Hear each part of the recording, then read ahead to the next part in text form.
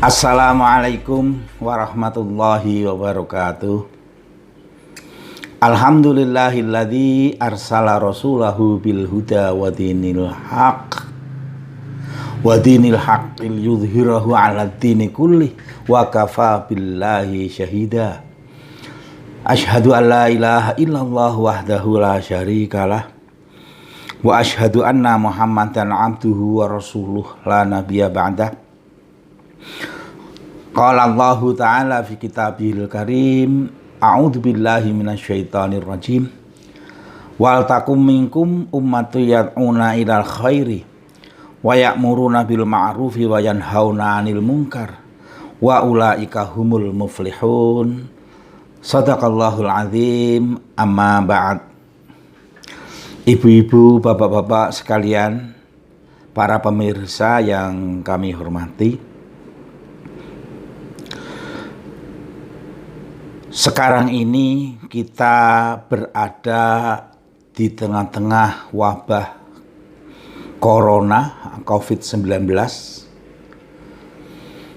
Oleh karena itu saya diberi amanah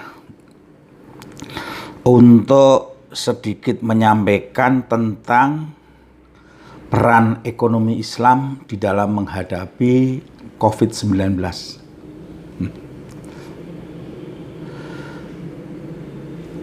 Saya merasa ini semacam tema yang sedikit dipaksakan. Namun demikian, saya ingin menyampaikan pada kesempatan ini bahwa di tengah pandemi Corona ini kita mencoba menarik hikmah dari sisi yang lain, khususnya dari sisi ekonomi Islam. Untuk itu kami akan memulai dari tujuan hidup dilihat dari ekonomi Islam. Jamaah sekalian yang dirahmati Allah, bahwa pada dasarnya tujuan hidup setiap manusia itu adalah untuk mencapai kebahagiaan. Manusia akan mencapai kebahagiaan atau memperoleh kebahagiaan ketika seluruh kebutuhan dan keinginannya terpenuhi, baik dalam aspek material maupun aspek spiritual, dalam jangka pendek maupun jangka panjang, serta bersifat individual maupun sosial. Nah, terpenuhinya kebutuhan yang bersifat material seperti pangan, sandang, serta papan, dan lainnya, itu yang disebut sebagai sejahtera. Nah, sebagian besar paham ekonomi memaknai kesejahteraan ini sebagai kesejahteraan material duniawi. Sedangkan agama Islam memaknai kesejahteraan itu dengan istilah falah, yang berarti kesejahteraan yang menyeluruh dan seimbang antara dimensi spiritual, material, dimensi individual sosial, serta dunia dan akhirat. Falah sebagai kesejahteraan yang bersifat holistik itu bisa kita lihat di dalam Al-Quran surat Ali Imran ayat 104 yang saya baca di dalam muqaddimah tadi. A'udzu billahi minasyaitonir rajim. Wal takum minkum ummatun yad'una ilal khairi wa ya'muruna bil ma'rufi wa yanhauna 'anil munkar wa ulaika humul muflihun. Dan hendaklah ada di antara kamu segolongan umat yang menyeru kepada kebaikan, menyuruh kepada yang ma'ruf, dan mencegah dari yang mungkar. Merekalah orang-orang yang beruntung. Para pemirsa sekalian yang dirahmati Allah, falah sebagai suatu kesejahteraan yang holistik dan seimbang itu bisa terwujud apabila terpenuhi kebutuhan hidup manusia secara imbang, sehingga dapat tercapai maslahah. Apa maslahah itu? Maslahah adalah segala bentuk keadaan, baik material maupun non-material, yang mampu meningkatkan kedudukan manusia sebagai makhluk yang paling mulia. Maslahah dasar bagi kehidupan manusia, atau yang dikenal dengan Kulliyatul Khamsah, itu terdiri dari 5 hal, yaitu agama atau ad-din, jiwa atau an-nafs, intelektual atau akal, keturunan atau an-nasl, dan harta atau al-mal.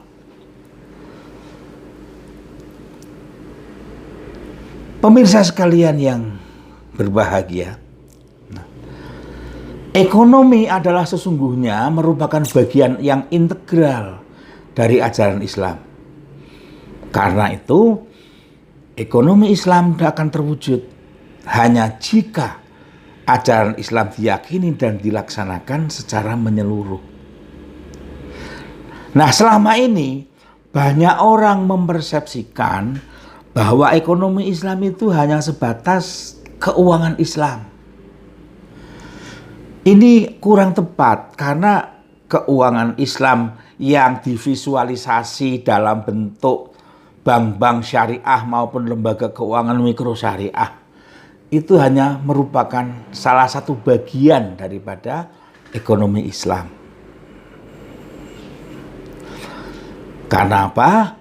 Karena ekonomi Islam sesungguhnya mencakup perilaku ekonomi individu-individu yang secara sadar dituntun oleh ajaran Islam yang bersumber pada Al-Quran dan Sunnah dalam memecahkan masalah ekonomi yang dihadapi.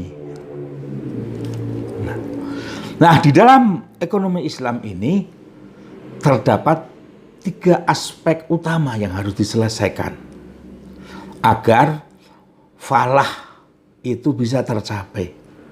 Yaitu yang pertama adalah konsumsi. Konsumsi adalah output komoditas apa dan berapa yang diperlukan agar kemaslahatan maksimal itu bisa tercapai. Kemudian yang kedua adalah produksi, yaitu bagaimana output itu dihasilkan agar kemaslahatan maksimal bisa tercapai. Dan yang ketiga adalah distribusi, yaitu bagaimana sumber daya dan output yang didistribusikan itu agar setiap individu mendapatkan maslahah yang maksimal. Para pemirsa sekalian yang berbahagia, pada kesempatan kali ini kami hanya akan menyampaikan 1 dari 3 hal di atas, yaitu yang berkaitan dengan masalah konsumsi. Bagaimana konsumsi dalam pandangan konvensional dan bagaimana konsumsi dalam pandangan ekonomi Islam. Bahwa setiap hari kita membuat sejumlah keputusan mengenai bagaimana mengalokasikan sumber daya. Untuk apa? Untuk memenuhi berbagai kebutuhan kita. Misalnya, sejak pagi kita harus memilih tentang penggunaan waktu untuk bangun tidur.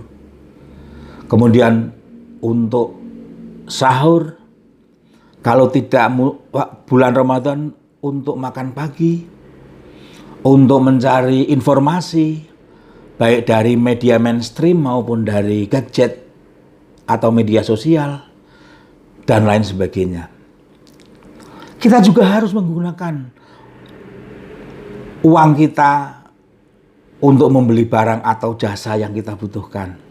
Nah, keputusan seseorang memilih alokasi sumber daya dalam teori ekonomi akan melahirkan fungsi permintaan.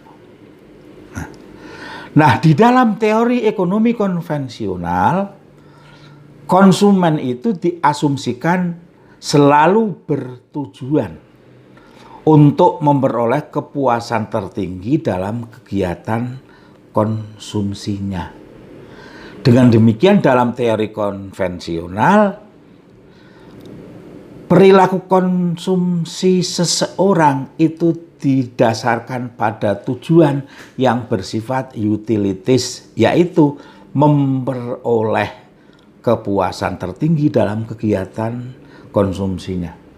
Nah, seseorang akan memilih untuk mengkonsumsi barang A atau B itu tergantung tingkat kepuasan yang diberikan. Apakah barang itu memuaskan? Tidak selalu identik dengan apakah barang itu membawa manfaat atau kebaikan.